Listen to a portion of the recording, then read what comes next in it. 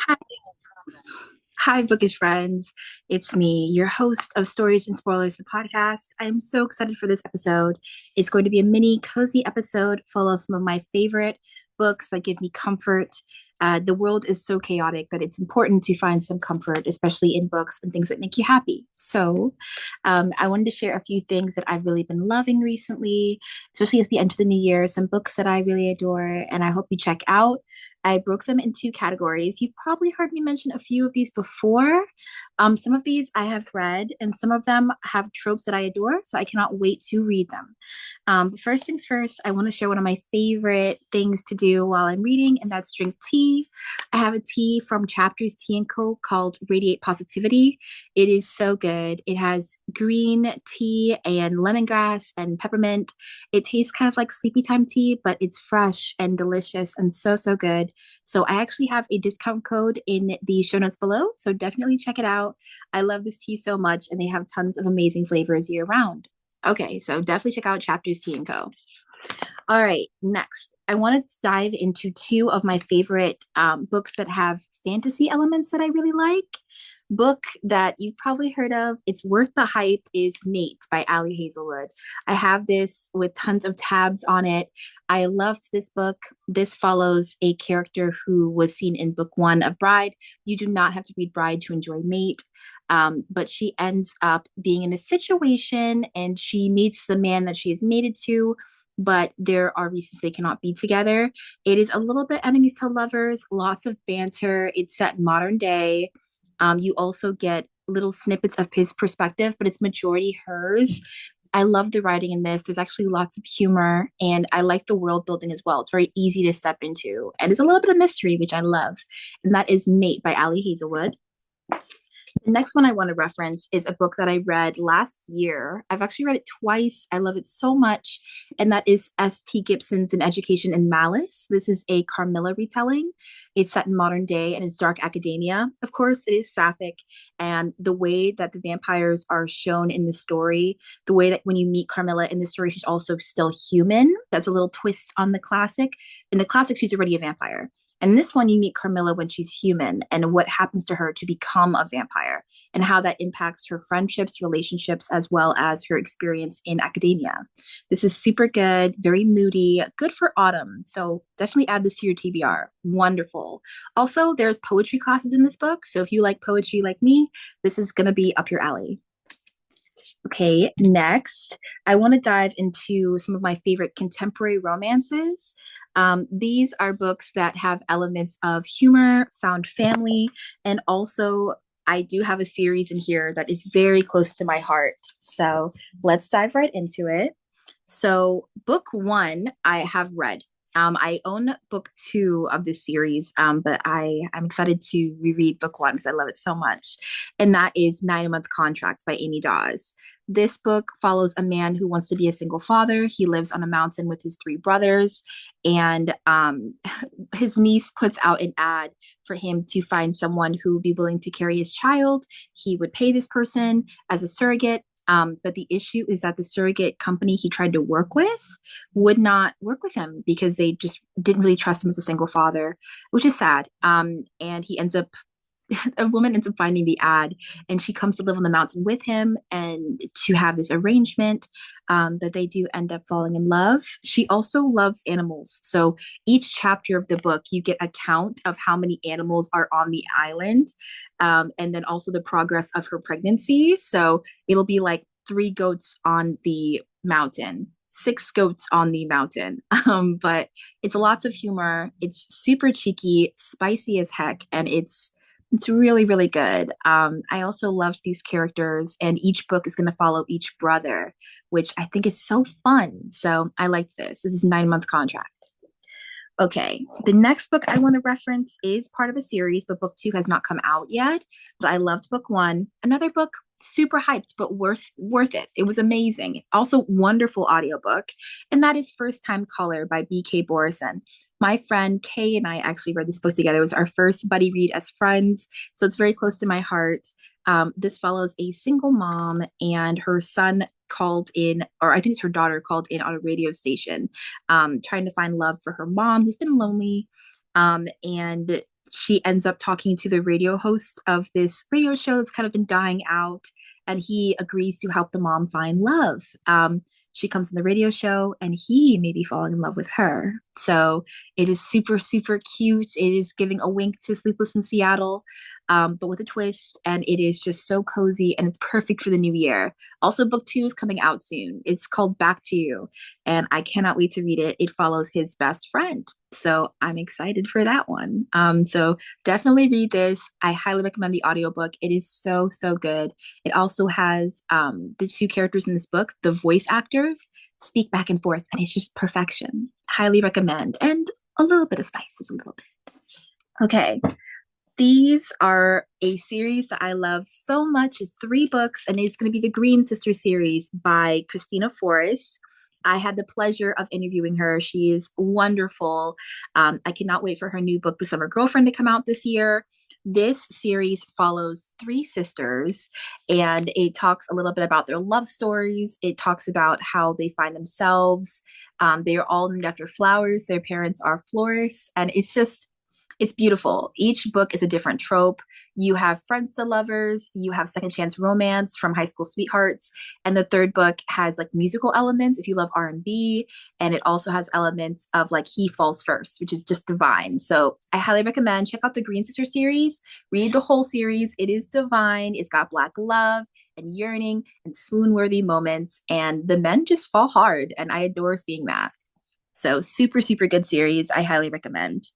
Okay, next I am going to dive into two of my favorite horror books. The first one is The Black Girl Survives in this one. This is a horror anthology. It is absolutely wonderful. I have this copy tabbed up. I would read this at the nail salon, my lunch breaks. I would read it out at the beach. It's great everywhere. I would highly recommend reading this during Halloween because it's got a lot of like spooky little short stories that will leave you on the edge of your seat. The writing is amazing.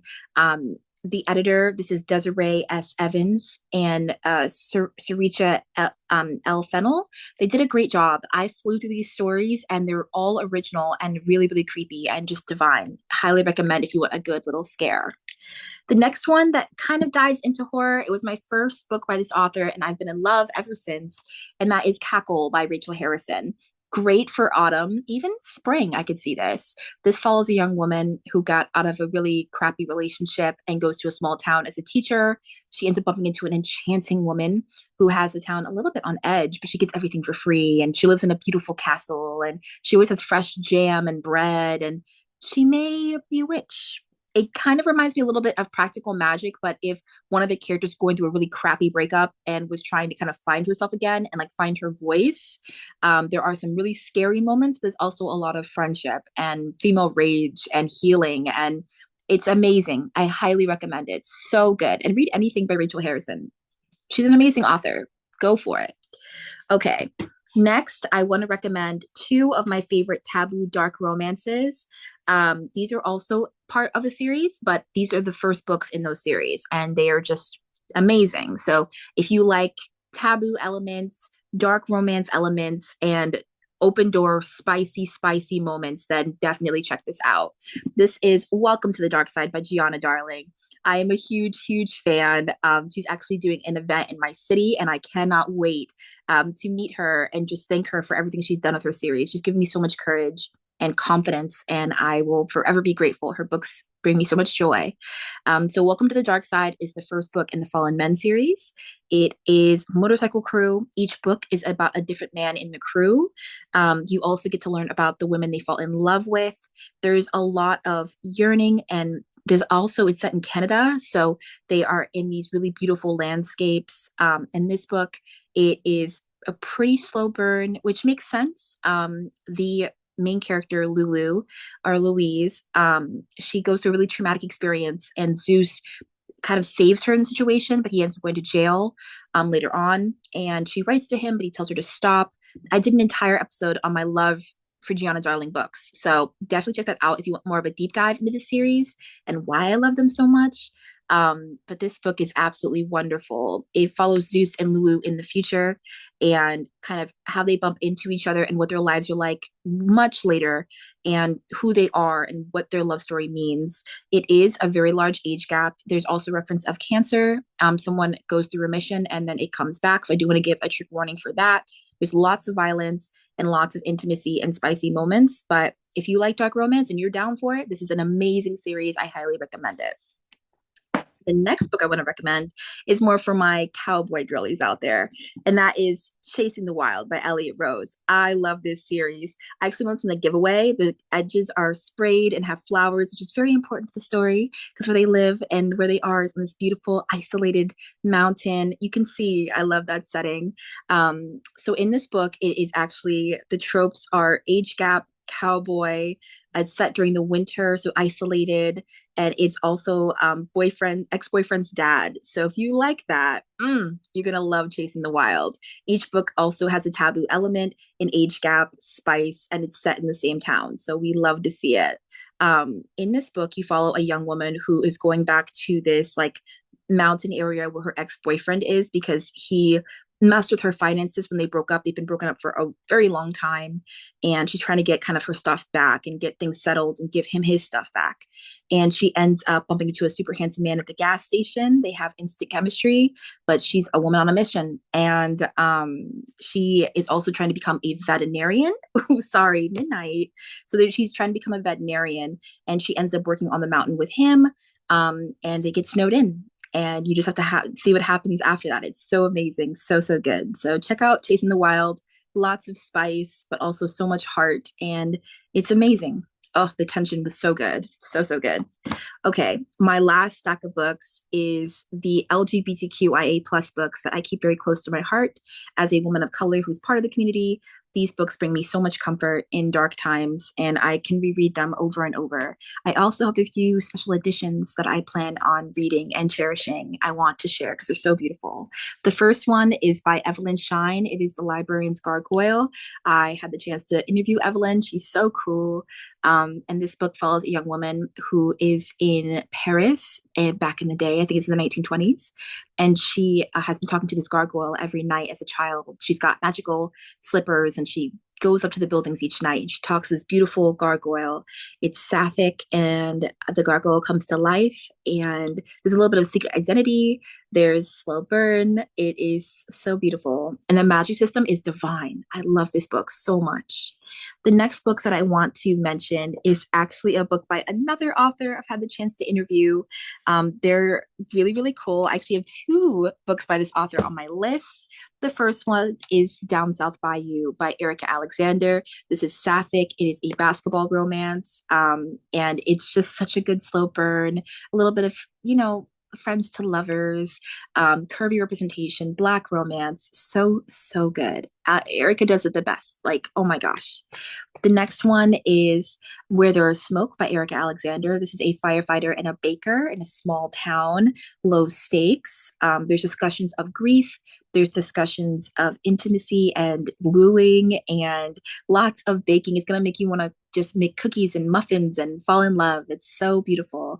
And I adored these characters. I have read this book multiple times. And just in 2026, it was the first book I reread, like right away. I needed that comfort and I love it. Okay, the next one I want to recommend is actually two graphic novels that have LGBTQIA plus representation. The first one is The Princess and the Grilled Cheese Sandwich by Dia Munez. This was so cute. It dives into elements of gender. It's set during the Bridgerton era.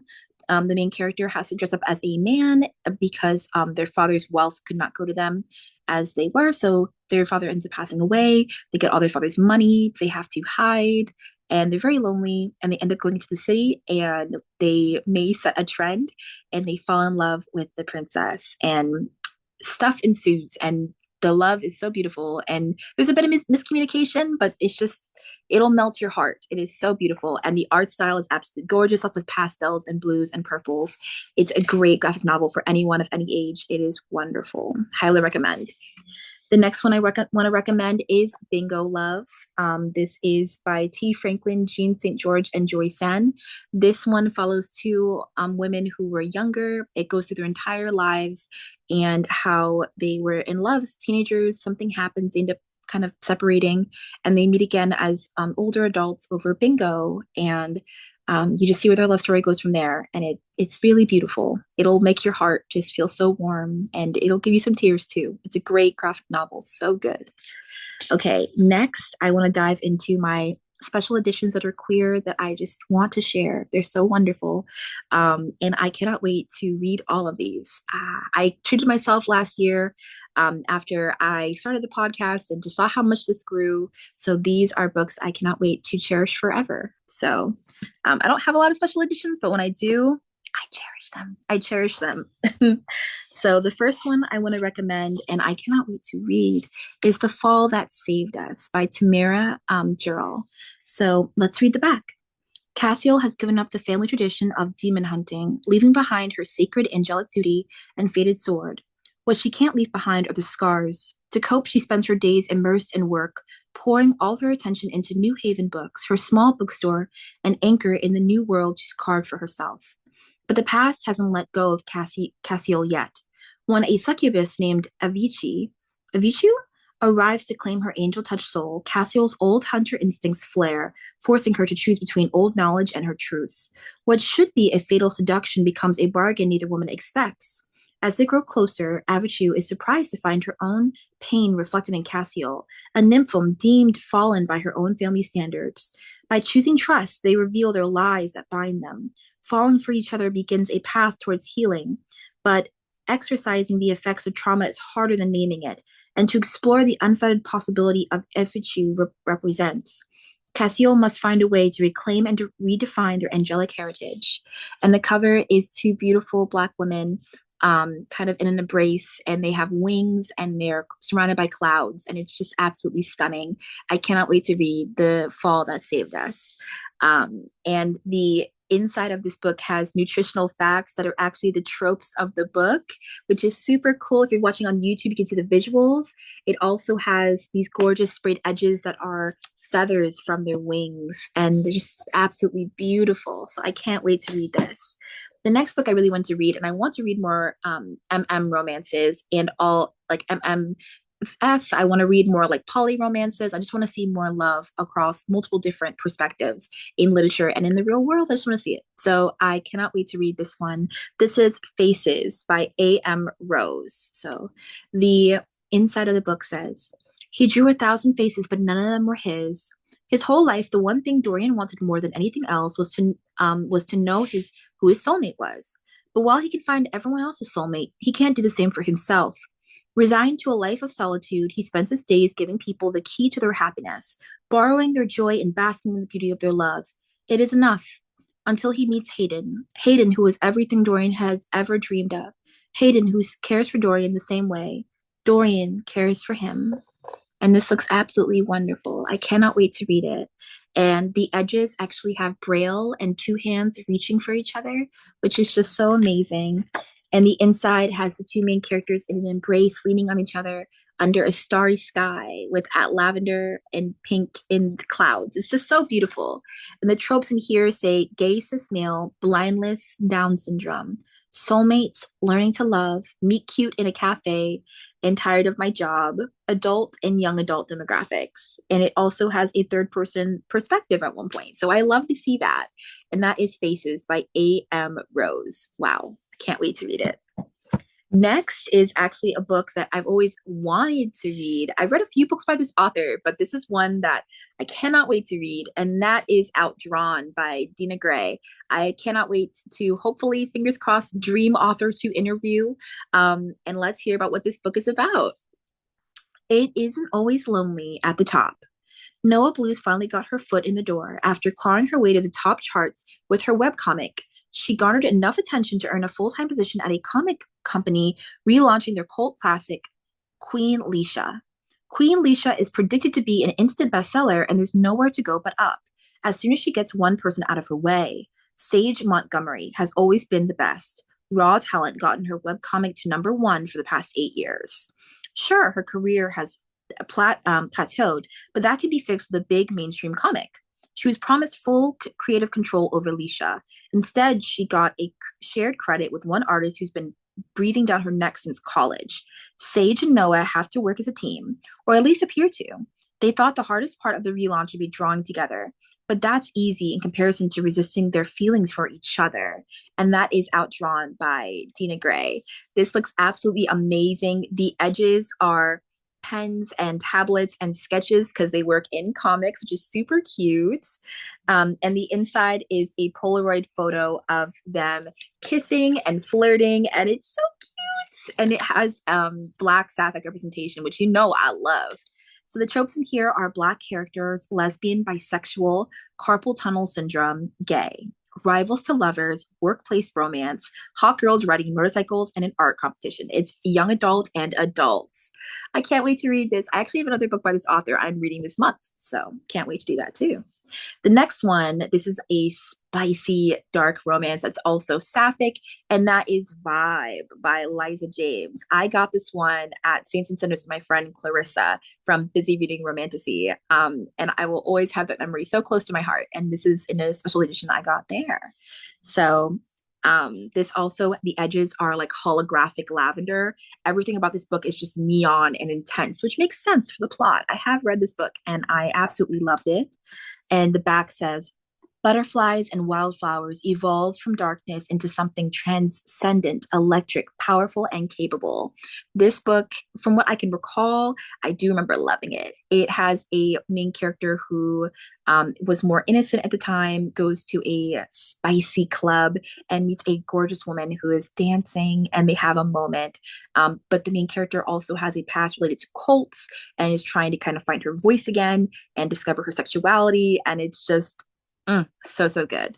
So those were some of the books that bring me comfort, some books I cannot wait to read this year, and also just graphic novels, horror, romance, contemporary romance. All books will be listed in the show notes below. Thank you for listening. Like if you're listening on YouTube, and subscribe. Follow on Spotify. Leave a nice little rating if you can. Everything helps. And have an absolutely wonderful day. Bye.